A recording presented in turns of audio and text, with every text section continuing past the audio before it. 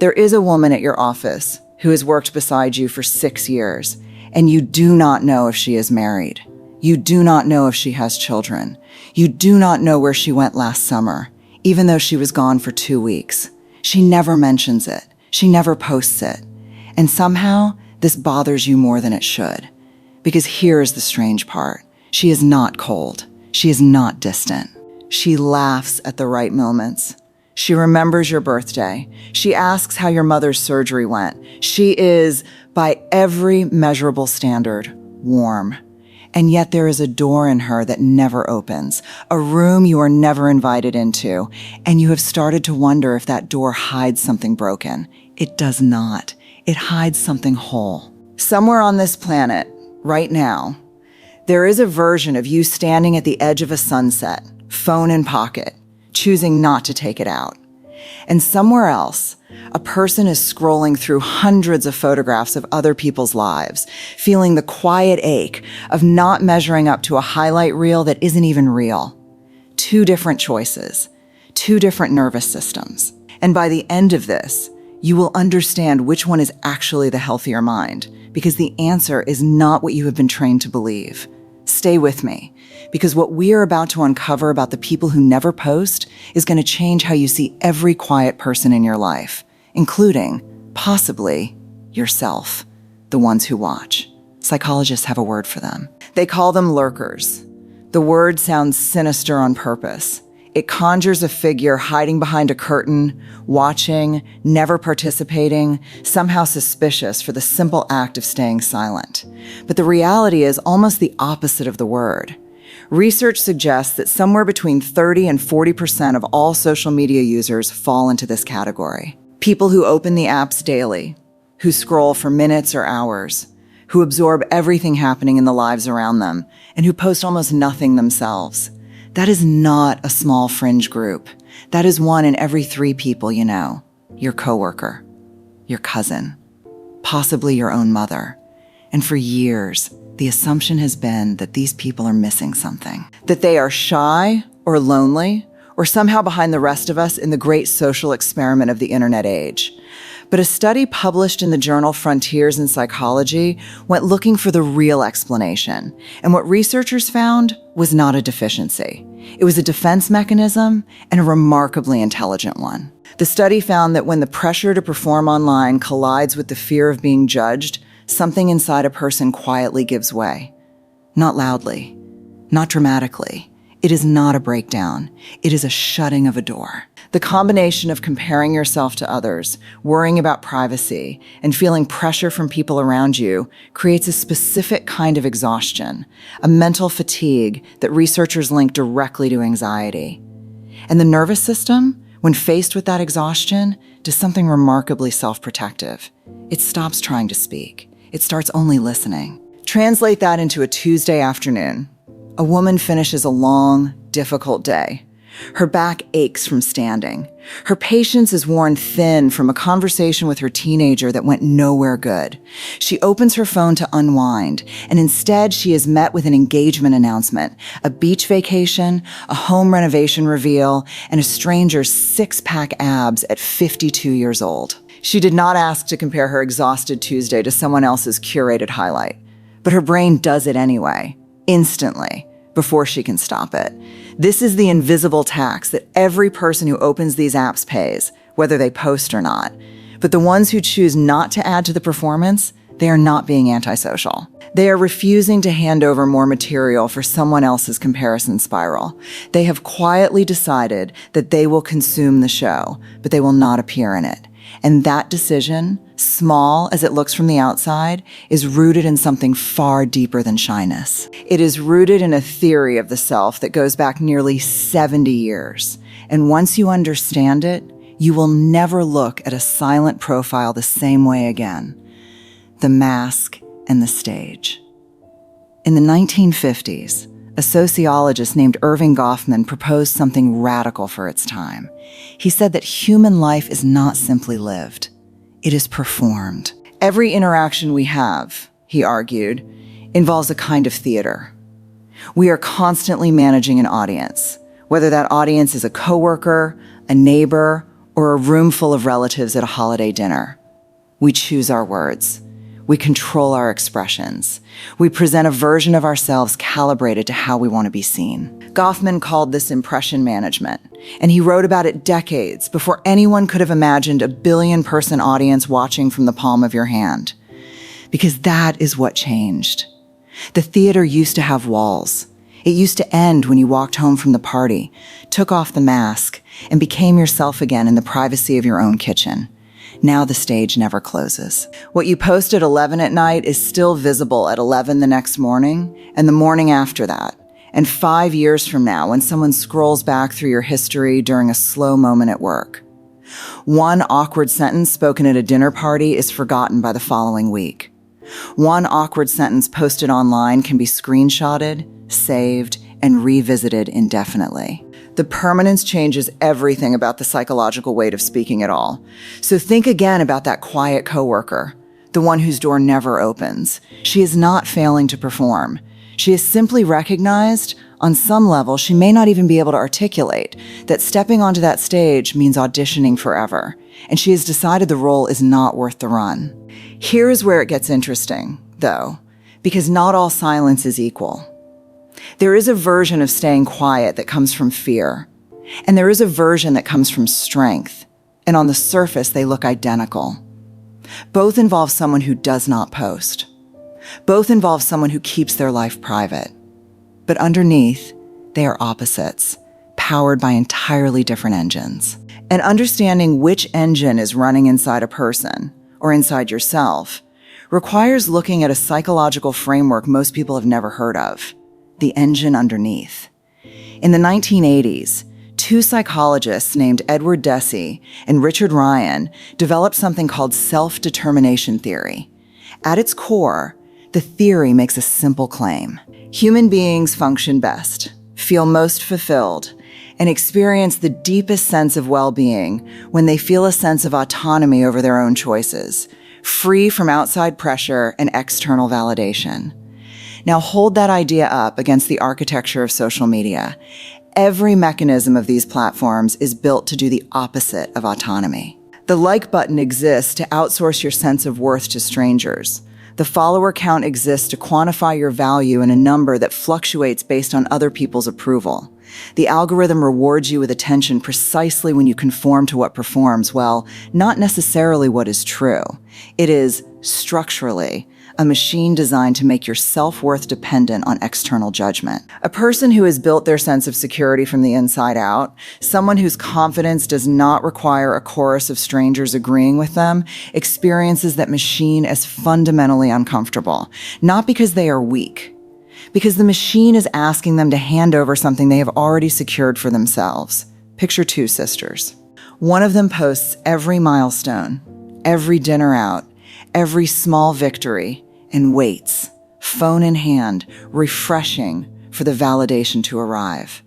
When the likes come quickly, her mood lifts. When they come slowly, something in her deflates, and she cannot always explain why. The other sister experiences the exact same milestones, the same dinners, the same victories, and simply lives them. She tells a friend over the phone instead of a caption. She keeps the photograph in her own gallery instead of anyone else's feed. Both sisters had good days. Only one of them made her good day contingent on an audience's response. Research backs this up directly. People who report higher levels of internal security, who do not depend on external approval to feel good about themselves, are significantly less likely to post regularly. And when they do choose to share, it does not carry the same emotional charge. Their mood does not rise and fall with the notification count because their sense of self was never plugged into that socket to begin with. This is not coldness. This is regulation. This is a nervous system that has found a way to generate its own validation instead of importing it. And once you see this pattern, you start noticing it everywhere, in the friend who never announces her promotions, in the father who never posts about his children's achievements, in the woman at the office whose door never opens. But here is the unsettling twist. Even people with this kind of internal security are not fully protected from the comparison machine, because you do not have to post to be affected. You only have to look. And what happens in the brain during pure, silent observation is more dangerous than most people realize. The trap with no exit. Here is what almost nobody tells you about scrolling. You do not need to participate in the performance to be harmed by it. You only need to watch. Psychologists studying social comparison have found something deeply counterintuitive. Even when a person consciously knows that what they are looking at is staged, filtered, and curated, their subconscious mind does not care. It reacts as though the comparison is real. You can know, intellectually, that the vacation photo was the 40th attempt to get the lighting right. You can know the smiling family photo was taken during an argument about being late. Your rational brain understands all of this. And still, somewhere underneath language and logic, a primitive part of your mind registers a simple, brutal equation. They have more than me. This is why even people who never post a single photograph, who never write a single caption, still walk away from an hour of scrolling feeling strangely depleted. They did not perform. They only witnessed. And witnessing alone is enough to trigger the ancient comparison circuitry that evolved millions of years before smartphones existed, back when comparing your resources to a rival tribe actually mattered for survival.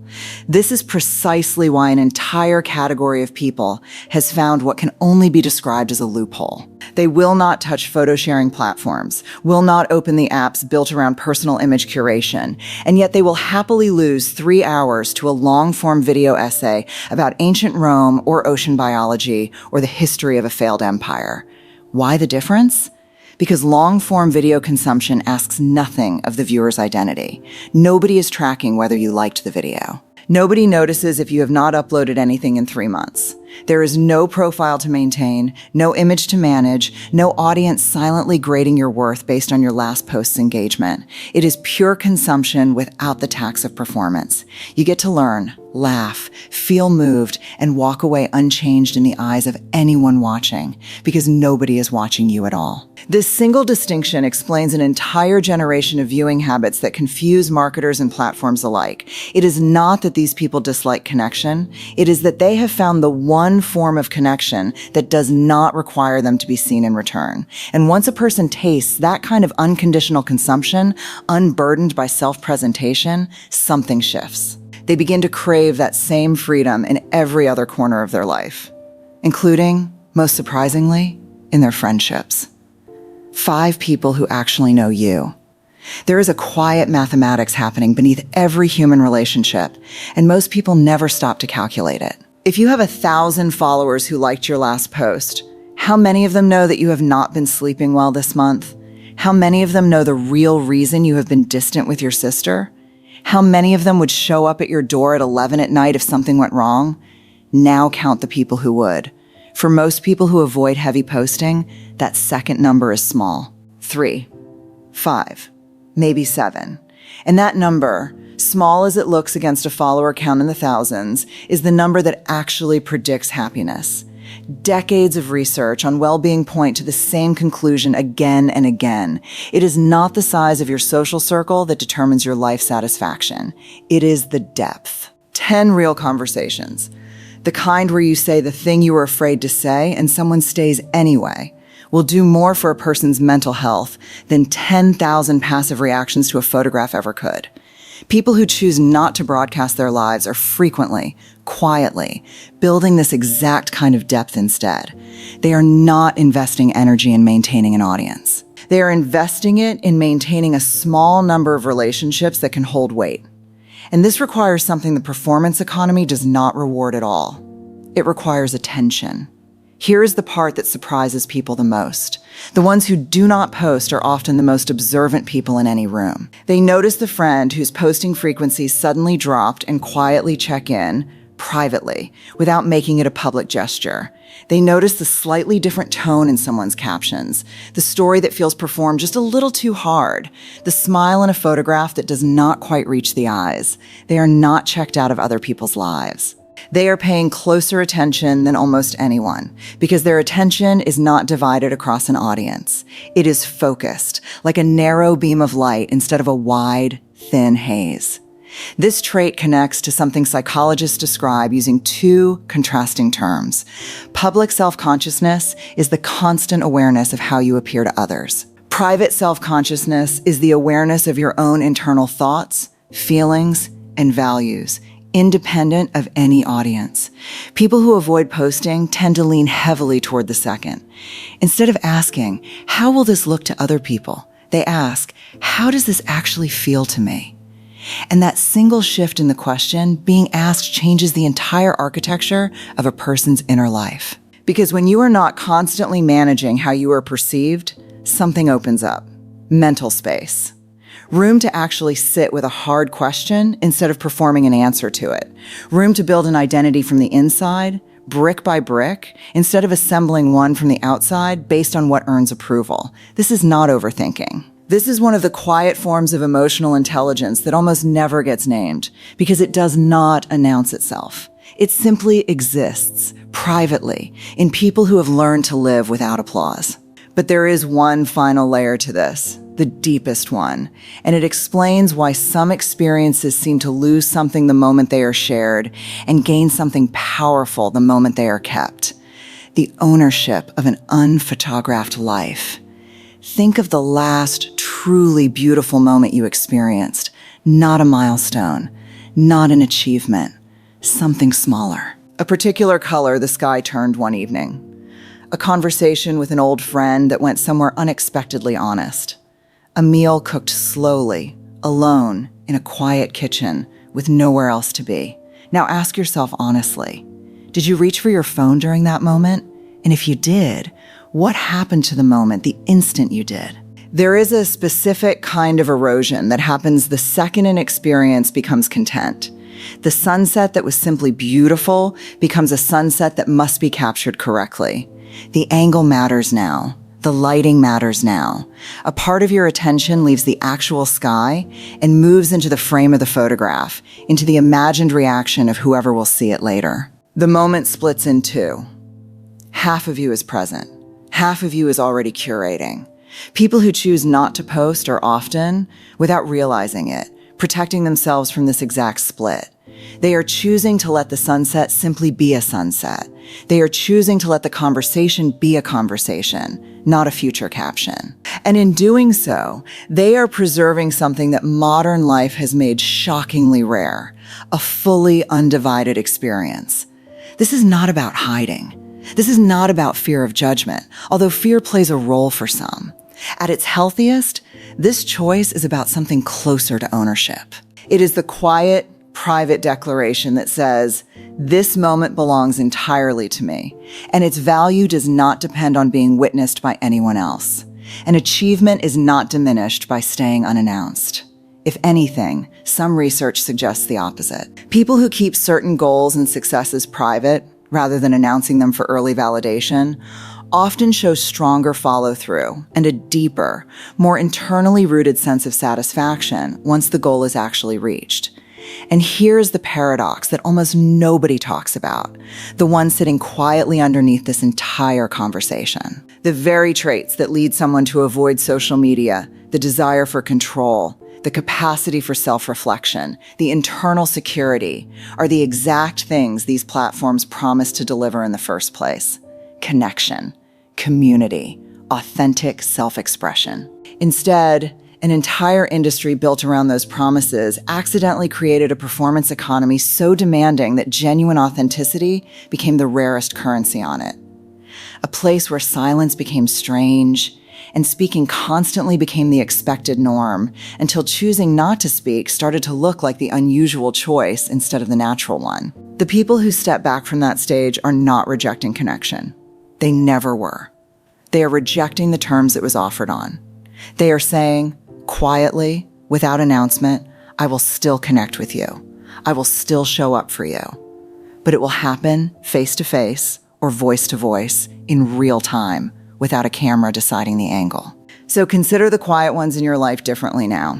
The coworker whose door never opens, the friend who never announces her wins, The relative who was gone 2 weeks and never said a word about where. They are not hiding something broken. In many cases, they have simply figured out something the rest of the world is still learning the hard way, that a life fully lived rarely needs to be fully documented, and that the moments which mean the most are often the ones nobody else ever saw. Nobody at the end of their life has ever wished for more likes on a photograph. Nobody will remember in a decade. But countless people have wished, quietly, that they had spent less time capturing their life and more time simply living inside of it. The quiet ones were never in the shadows. They were standing in the one kind of light that a camera has never been able to reach. If this made you think about someone in your own life a little differently, there is another story waiting for you next. One about the people who go quiet after being hurt and the surprising psychological power hidden inside their silence.